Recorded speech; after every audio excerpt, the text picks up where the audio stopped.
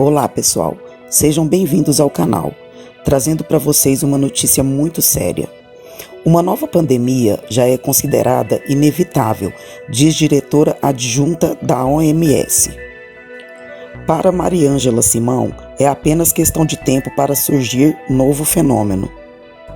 Em entrevista à RFI, a diretora-geral adjunta da Organização Mundial de Saúde, Mariângela Simão, afirmou que a OMS prepara um tratado sobre pandemias e que um novo fenômeno pandêmico é apenas uma questão de tempo. Segundo Mariângela Simão, uma nova pandemia é inevitável e a questão é quando ela vai acontecer. Simão diz que a OMS terá uma Assembleia Mundial de Saúde em novembro e que será discutida a possibilidade de desenvolver um tratado para pandemias. A decisão, segundo ela, ainda não foi aprovada, mas o tema circula entre os países. Não só por reforçar o papel da OMS em uma situação de emergência de interesse público como essa, mas também porque cria uma série de formalidades que os países e o setor privado têm que tomar no caso de uma emergência como uma pandemia mundial, explica. A OMS já se prepara para uma nova pandemia?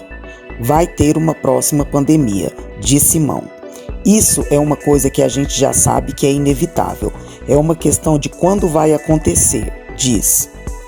Essa pandemia, depois da gripe espanhola, foi a mais impactante e é também uma constatação. Acho que o mundo precisa acordar, porque a gente vê que não foram apenas os países em desenvolvimento que foram afetados. Afetou o mundo todo. Ninguém estava preparado, considera. A Assembleia Mundial de Saúde, agora em novembro, estará discutindo a possibilidade de desenvolver um tratamento para pandemias, conta a diretora-geral adjunta da OMS. A reunião ainda deve ser um momento para discutir questões atuais sobre as variantes do coronavírus e a distribuição da vacina. Acho que tem duas coisas. Um lado é em relação a esse coronavírus específico que é o SARS-CoV-2 e as variantes. Algumas variantes de preocupação, como o caso da Delta, que está presente em 188 países, analisa. Então, a preocupação e o empenho da OMS em aumentar a cobertura vacinal é global, mas em todos os países e não apenas em alguns, para evitar que novas variantes preocupantes surjam, diz Simão. Vacina para adolescentes após prioritários. Sobre a vacinação de adolescentes enquanto política de saúde pública, Mariângela Simão diz que a OMS emite uma recomendação baseada num grupo de especialistas que auxilia a organização neste sentido. Desde julho desse ano, a gente tem recomendações relacionadas ao uso de vacina da Pfizer. É a única que tem a recomendação para a utilização da população entre 12 a 15 anos. E já havia a recomendação para pessoas acima de 16, lembra? Mas a OMS faz a ressalva que a vacina deve ser priorizada para adolescentes portadores de comorbidades. No entanto, para a geral da população de adolescentes, a vacina para este grupo deve ser administrada após a cobertura de todos os outros grupos prioritários. Essa é a recomendação para os países que ainda não atingiram uma cobertura mais alta na população de adultos, diz. Vacinação intrazanal. Em relação à vacina intrazanal, incentivada por especialistas pela facilidade de aplicação, que talvez diminuísse algumas resistências, mas também por proteger a porta de entrada do vírus, a diretora é cautelosa na hora de avaliar esse tipo de imunização. A gente ainda não tem nenhuma vacina nasal aprovada globalmente para a Covid. Acredito que algumas possam estar em fase 3, a última fase antes dela ser autorizada emergencialmente em algum país. Faz sentido se pensarmos num tipo de produto ideal. Seria ótimo uma vacina que pudesse ser administrada via nasal, mas ainda não estamos lá, afirma. Vacinação das crianças. Não tem vacina aprovada ainda para crianças, então não pode ter uma política nacional usando vacinas que não foram aprovadas para a idade abaixo de 12 anos, lembra a diretora. Só nós temos uma vacina aprovada para uso em adolescentes a partir de 12 anos. Tem vários estudos em andamento, mas nenhuma delas foi aprovada ainda pela OMS para uso em crianças, aponta Simão. Vacina anti-Covid anual? Para Mariângela Simão, ainda não existem indicações claras da OMS de que a vacina anti-Covid possa virar uma vacina anual. No entanto, é possível que isso aconteça.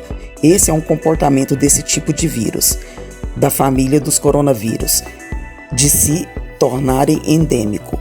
O importante é ter sempre em mente que o mais importante é evitar que as pessoas mais suscetíveis morram por conta desse vírus e que a economia pare como parou, afirma.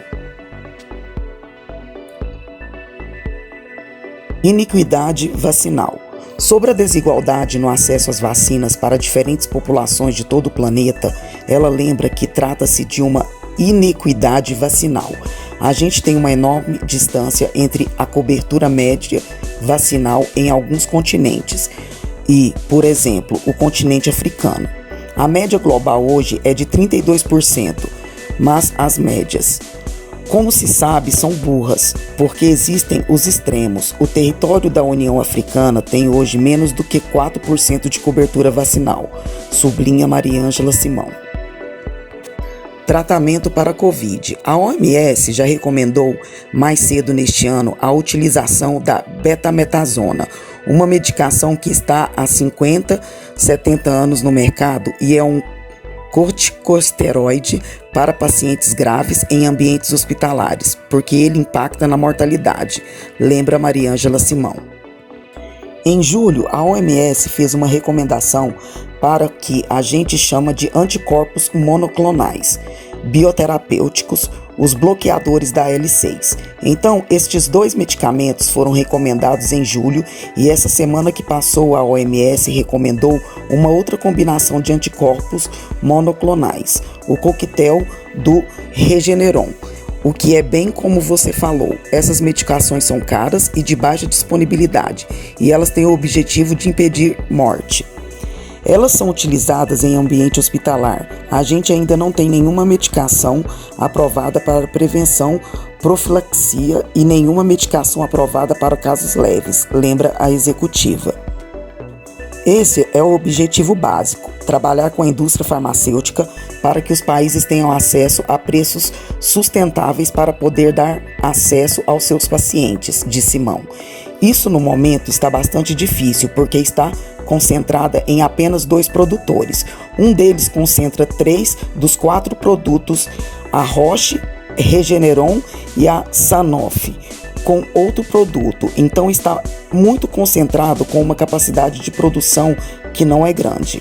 A expectativa é que a gente vai ter nesses primeiros 6 meses de produção uma disponibilidade ainda difícil desses produtos e um preço alto. Essa é uma conversa que está acontecendo nesse momento com a Roche, afirma. COVAX, vacina para os países pobres. Os Estados Unidos não só se comprometeram o ano que vem em doar 500 milhões de dólares para a Pfizer, mas o governo norte-americano já possibilitou a entrada de 200 milhões de doses da Pfizer neste ano, lembra Simão. Então a França e vários outros países estão doando, o que é muito bem-vindo.